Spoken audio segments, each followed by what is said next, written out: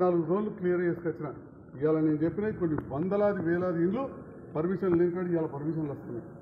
మీరు ఈ ఒక్క ఇల్లు ఒక మధ్యతరగతి కుటుంబీకుడు కట్టుకుంటుంటే విద్యావంతుడు, బలహీన వర్గాలకు చెందినవాడు, పద్మశాలి సంఘ నాయకుడు, టీఆర్ఎస్ పార్టీ నాయకుడు, ఆయన మీద మీ స్థాయికి ఒక 2 సార్లు మాజీ మంత్రిగా రాష్ట్రంలో అతి సీనియర్ నాయకుడు అని చెప్పుకునే మీరు కలెక్టర్ కంప్లైంట్ చేయడం ఆశ్చర్యకరంగా ఉండదని చెప్పి ఈ సందర్భంగా తెలియజేస్తాం.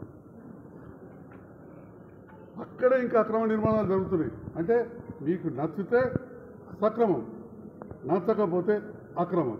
ఇదేనా మీకు నచ్చిన వాళ్ళు, మీ ఇంటికి వచ్చి దండం పెట్టిన వాళ్ళు, మీ తమ్ముని కడుపులో తలకాయ పెట్టో ఇంకా తుడిసో పత్రం ఇంకెవరికో ఇచ్చుకున్న వాళ్ళు అలా అని సక్రమం. మీ ఇంటికి వచ్చి దండం పెట్టకపోతే అక్రమం. ఇదేనా పద్ధతి?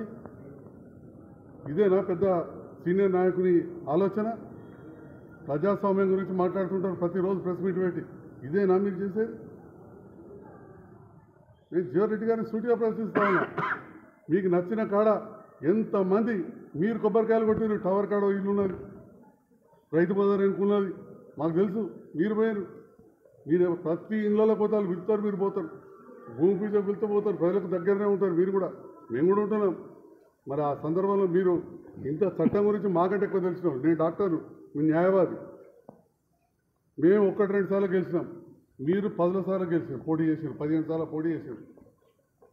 మీరు నచ్చితే సక్రమం, నచ్చకపోతే అక్రమం అనుకునే విధానాన్ని చేపట్టబట్టే ప్రజలు మిమ్మల్ని 2006లో తిరస్కరించారు, పట్టణంలో 9లో తిరస్కరించారు, 14లో తిరస్కరించారు, 18లో తిరస్కరించారు, 23లో తిరస్కరించారు, 24లో కూడా తిరస్కరించారు.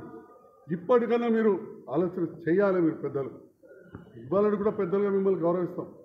కానీ మీరు ఒక చిన్నపిల్లవాళ్ళు అనుకోవాలన్నా, చిన్న మనస్తత్వంతో, నేరో మైండెడ్నెస్ తోటి మీరు ఒక్కొక్కళ్ళ మీద ఈ రకంగా కంప్లైంట్ చేయడం, బెదిరింపులకు గురి చేయడం, వాళ్ళ మీద యాక్షన్ తీసుకోమని చెప్పడం న్యాయం కాదని చెప్పి సందర్భంగా తెలియజేస్తాం.